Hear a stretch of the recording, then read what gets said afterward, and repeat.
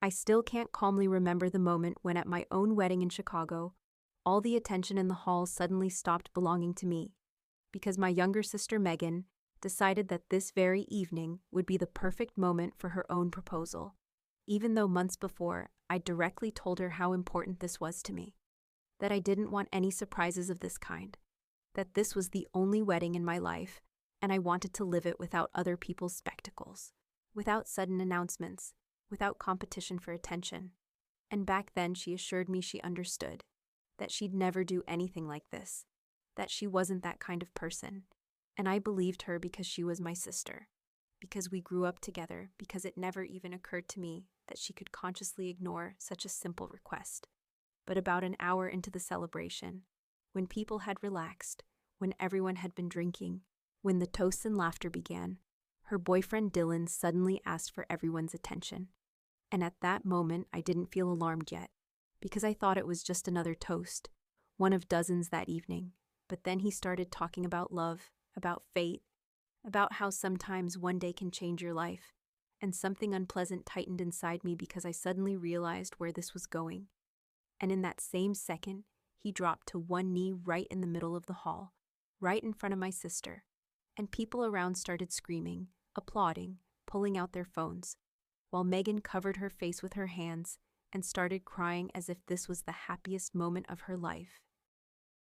And in that moment, I stood in my wedding dress just a few steps away from them and felt a strange emptiness forming inside me, because everything was happening against the backdrop of a banner with our names, against the backdrop of our first dance, against the backdrop of an evening that was supposed to be about me and my husband, but suddenly became about someone else. And I watched as guests one by one shifted their attention to the new main couple, as people started approaching Megan, hugging her, congratulating her, as someone loudly said this was the most romantic moment at a wedding they'd ever seen. And every time I heard those words, a feeling appeared inside me that's hard to describe, because it was a mixture of humiliation, anger, and some childish sense that something important had simply been taken from me, and everyone was pretending that's exactly how it should be. The most unpleasant part wasn't even the proposal itself, but that Megan knew exactly what she was doing, because I watched her across the hall and saw a strange expression in her eyes. Not apology, not embarrassment, but some quiet satisfaction, as if everything had happened exactly as she'd planned. And that's when I first felt a crack appear between us that would never fully close again, because people can make mistakes, can get caught up in the moment, cannot think things through. But here everything looked like a decision made in advance, and that made everything much worse. After that evening, many tried to convince me I was exaggerating, that it was just a proposal, that these things happen at weddings all the time, that I should be happy for my sister.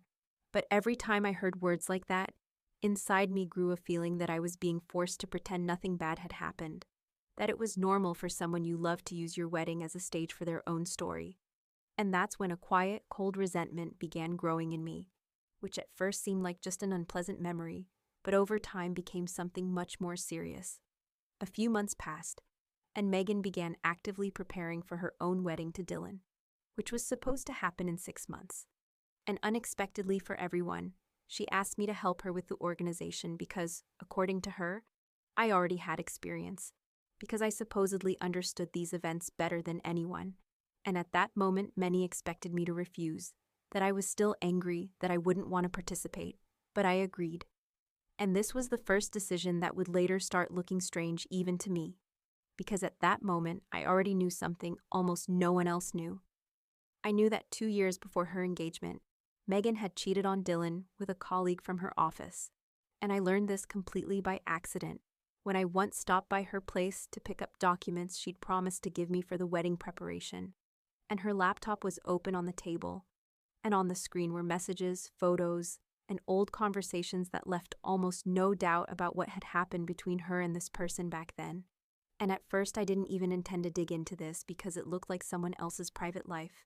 But the longer I looked at these files, the stronger a feeling of strange justice grew inside me, because I suddenly realized that the person who so easily ruined my day was actually hiding a secret capable of ruining her own wedding. And that very evening, when I closed her laptop and left her apartment, a thought appeared in my mind for the first time that initially seemed too cruel even for me. But it didn't disappear.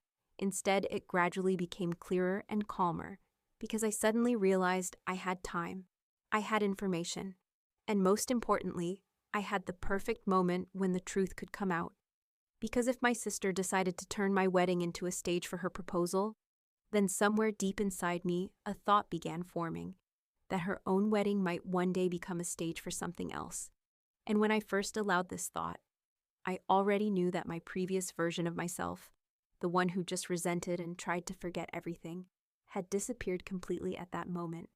When I agreed to help Megan with her wedding, many around decided this was a sign that everything between us was normal again, that I'd been able to forget that story from my wedding, that I was just the older sister who decided to be wiser and support the younger one. But the truth was far less noble, because inside me everything remained cold and heavy. And the more time I spent near her during the preparation for her Chicago wedding, the clearer I understood one unpleasant thing. Our competition had never disappeared. It was simply hiding under ordinary family conversations. And now, when it was about weddings, about people's attention, and about whose life looked more successful, it surfaced again in its most unpleasant form. Megan always wanted to be ahead, and if anyone says there's no real competition between sisters, they've never lived in a family where one of them constantly feels the need to prove she's better. And I began remembering dozens of small moments from childhood that had seemed random before but now assembled into a very clear picture. Because she always reacted painfully if anyone praised me, if teachers said I worked hard, if relatives noted my achievements. And back then she might simply go silent or leave, but later she'd always find a way to bring attention back to herself. When the preparation for her wedding began, this desire to control everything around her became almost aggressive. And at first I thought this was ordinary pre-wedding nervousness, that most brides at some point start worrying about details.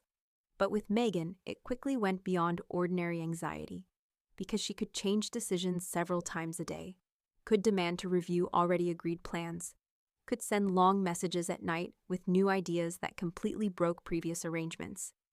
And every time I tried to calmly remind her we'd already discussed this, she reacted as if I was deliberately trying to ruin her wedding. She started talking to me like someone who constantly did things wrong, and sometimes I caught myself thinking that for her, it wasn't just about organizing a celebration, but about proving her wedding would be better than mine, more thoughtful, more beautiful, more perfect.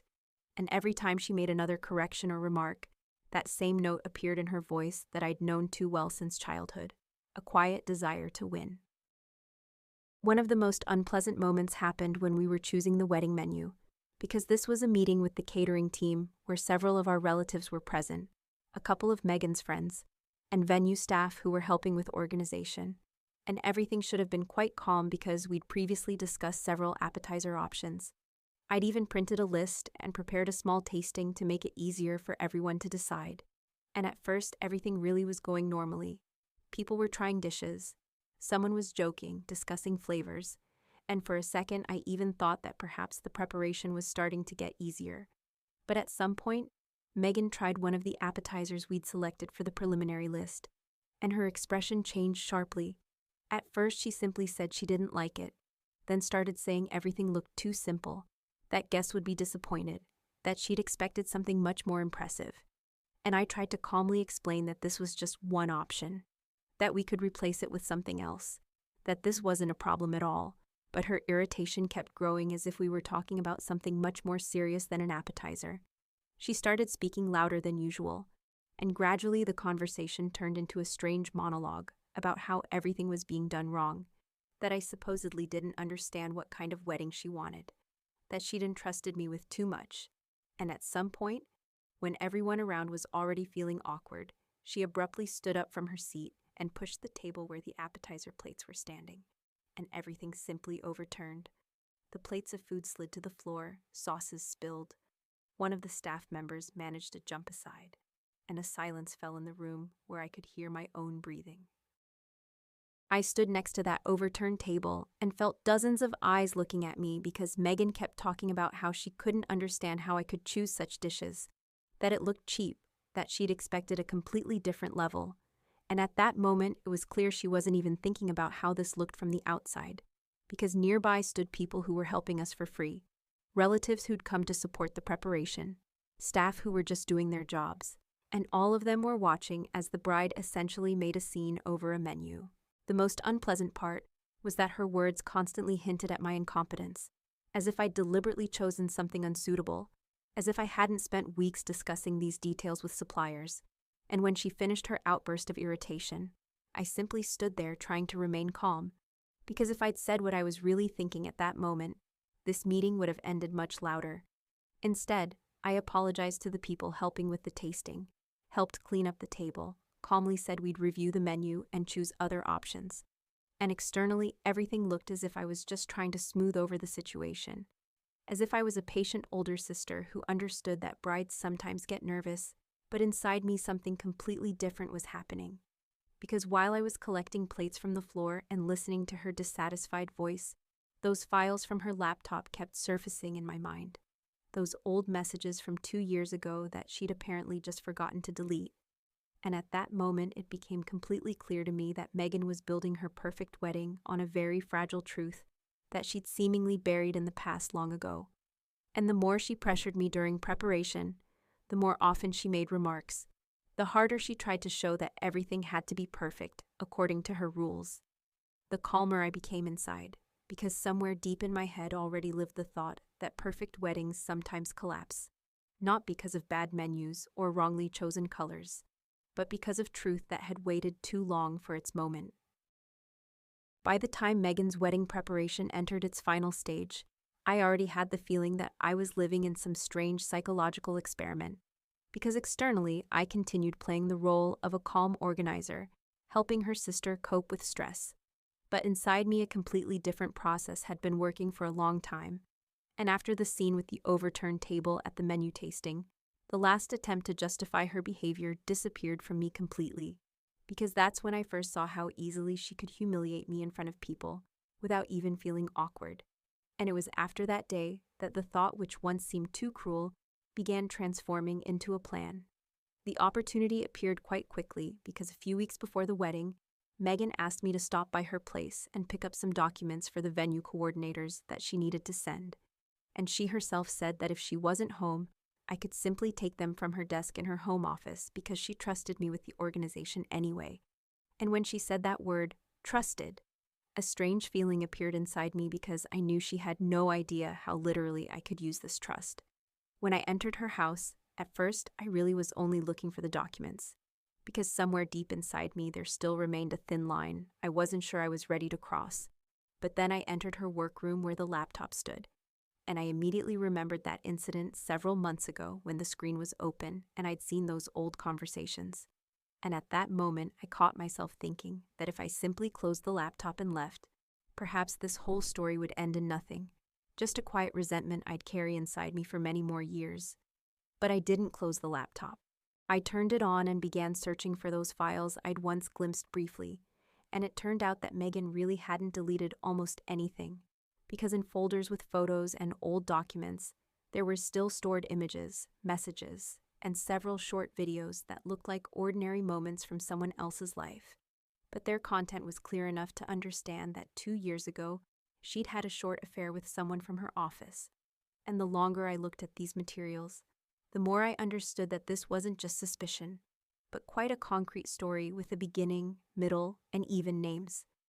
I downloaded everything I found onto a flash drive and my phone, doing this almost automatically, because at that moment, my thoughts weren't about whether this was right or wrong, but about how truth had suddenly become something very real, something that could be saved, reviewed, shown. And when I finished copying the files, I sat before the screen looking at the name of the person who appeared in these conversations again and again. His name was Mark Rivers. He'd worked with her at the same company 2 years ago, and from the messages it was clear that their relationship hadn't lasted long, but had been close enough that no one would have doubts if these materials ever reached Dylan. And at that moment, another thought appeared in my mind that at first seemed insane.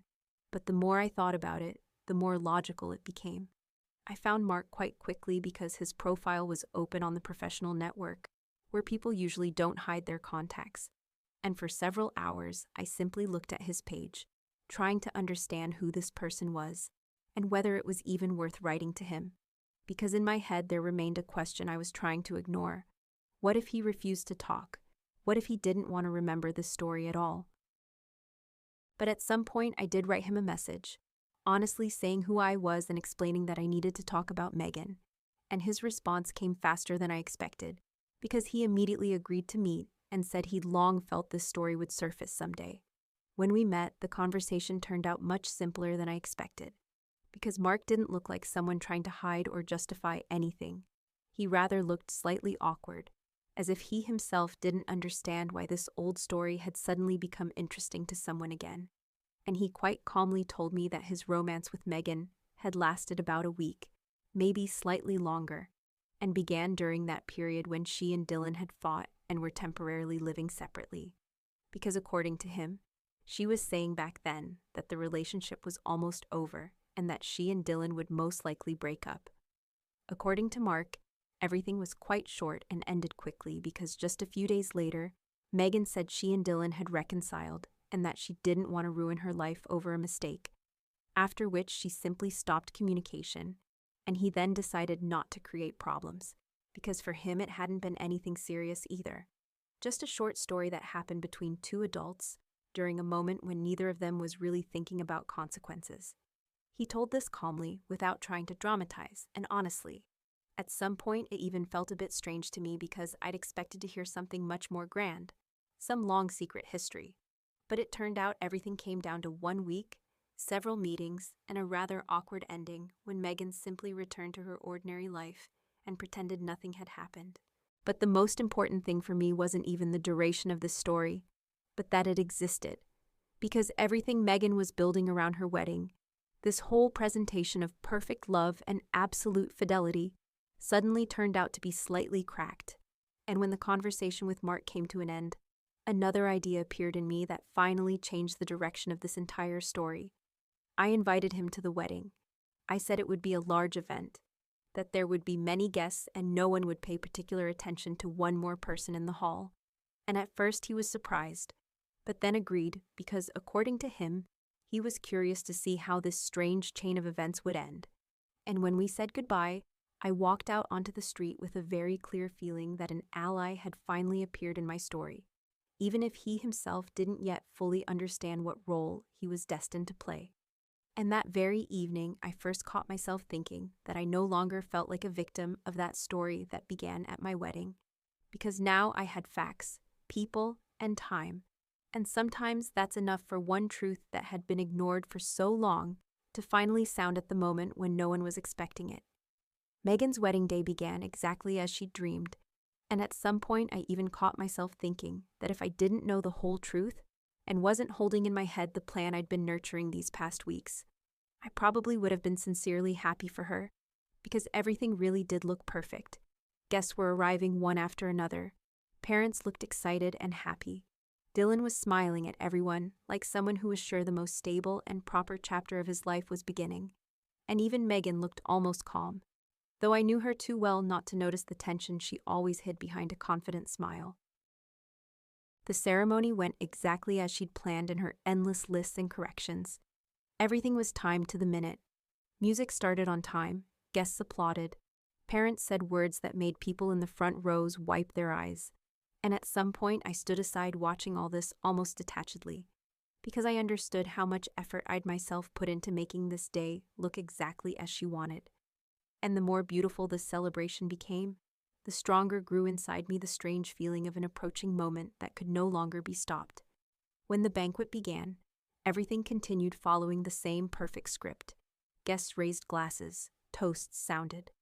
On the large screen slides periodically showed photos of Megan and Dylan, their trips, holidays, shared moments that looked like illustrations of the perfect couple, and every time a new photo appeared, the hall reacted with the same warmth, because people love stories where everything looks right and beautiful. Mark arrived almost unnoticed, as we'd agreed, and took a seat closer to the back of the hall, near the exit where almost no one could recognize him. And when I accidentally met his eyes across the hall, he simply nodded slightly, like someone who understood he was inside someone else's script, but had already agreed to play his role to the end. The real moment came later, when the toasts and congratulations part began, And according to plan, I was supposed to speak among the last because Megan herself had said it was important for her to hear words from her sister closer to the end of this part of the evening. And when the host announced my name, everything looked absolutely ordinary.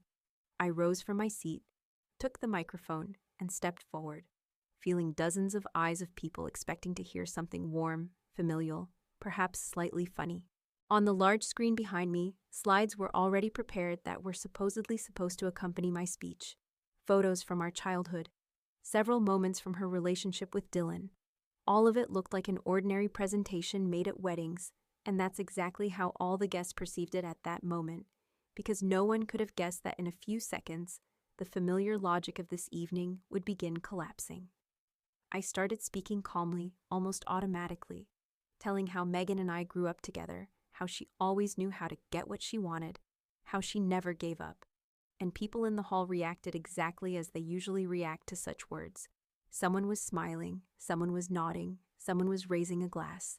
But at some point I gave an imperceptible signal to the person at the console controlling the screen, and the slides behind me began changing.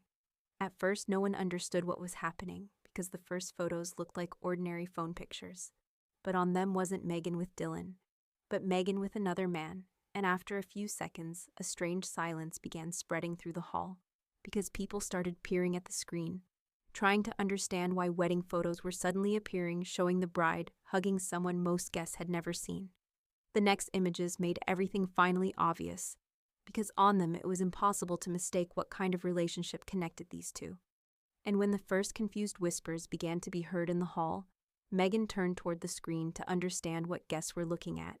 And I'll never forget the expression on her face at that moment, because at first she simply froze, like someone who can't believe this is actually happening. She looked at the screen for several seconds, then sharply turned back as if trying to find an explanation for what was happening. And exactly at that moment, her gaze fell on the person standing at the door at the end of the hall, because Mark was indeed standing there, calmly and almost motionless, like living proof that these photographs weren't a random mistake. And then Megan finally understood everything. She started saying something to Dylan, then turned to me, then back to the screen, and I watched as her face literally changed before my eyes. Because at first it was confusion, then fear, then panic. And after a few seconds, she was no longer trying to remain calm, because she started crying and repeating that this was a mistake, that everything wasn't like this, that she could explain, but at that moment it was already too late, because guests in the hall were seeing the photographs, seeing the person at the door, and seeing Megan's own reaction. I stood with the microphone and felt a strange calm that sometimes comes after very long waiting, because exactly at that moment I realized that evening at my wedding, when she decided to stage her proposal right in the middle of my celebration, had finally received a continuation that she, most likely, could never have imagined for herself. And while she was trying to explain something through tears, and people in the hall were looking at each other, not understanding what they were supposed to do now, applaud, leave, or simply remain silent, I understood that the point of no return had already been passed, and now this story no longer belonged only to me and my sister, because it had become something much more public and much more irreversible. After that evening, events developed quickly and quite predictably, though in the moment everything looked like chaos, because the wedding effectively ended the same minute those photographs appeared on the screen, and no one tried to continue the celebration as if nothing had happened. People began dispersing, first quietly and awkwardly, then faster, because everyone understood they were present at an event that had turned into a family catastrophe, and staying inside the scene simply became uncomfortable. I don't remember all the details of what happened next that evening, because conversations merged into one noise. Someone tried to call Megan, someone talked to Dylan, someone simply left trying not to look at the screen and not ask questions that no one wanted to answer aloud anyway. And at some point I simply walked out of the hall and understood that for me, this story had ended much earlier than for the other people, because my finale happened the moment the first slide turned on. The wedding never continued. Dylan left almost immediately after seeing all this, and though I didn't hear their conversation fully, it was clear that a very short and very heavy conversation happened between them, after which he simply left the hall and didn't return that evening. while Megan remained there for some time longer, first trying to explain what was happening to parents, then crying, then saying something again. But I no longer participated in this because my role in this story was finished. A few weeks later, it became known that the wedding was officially canceled, though this was obvious already that evening. And around the same time, Megan left Chicago and moved to another state, because as I understand, staying in a city where half the acquaintances were discussing your ruined wedding and that very screen with photographs was too difficult. And honestly, I even understand her in this. Since then, we've barely communicated. Sometimes parents try to cautiously say that families should stick together, that there shouldn't be final breaks between sisters, that with time, everything can be discussed and forgiven. And I listen to them calmly because I understand they're saying this not from a desire to blame either of us, but simply because it hurts them to see how their two daughters no longer talk to each other. But if speaking honestly, I regret nothing. I know that many people, hearing this story, will say my revenge was too cruel, that I could have talked to her personally, that I could have simply left everything in the past. And perhaps from the perspective of an ideal world, they're right. But real life rarely works by the rules of an ideal world, because sometimes one person makes a choice that breaks trust between you, and another person simply decides to no longer be the one who always endures and remains silent. Megan decided to make her proposal at my wedding, though she knew how strongly I'd asked her not to. And back then she perhaps thought this was just a small victory in our eternal competition. Just a moment when the hall's attention belonged to her, not to me. I simply made it so that at her own wedding, the hall's attention fell on the truth she preferred not to remember. Sometimes I think about whether this story could have ended differently if we'd ever honestly talked as two adult women, not as two sisters who've spent their whole lives trying to prove to each other who's stronger. But then I remember that moment at my wedding, when the whole hall was applauding her proposal, and understand that perhaps our story had long been heading toward exactly this ending. And here's what really sometimes interests me when I remember all this over time. If everything had happened the other way around, if she were in my place and I in hers, would she have stopped? Or would she have done exactly the same thing, only sooner?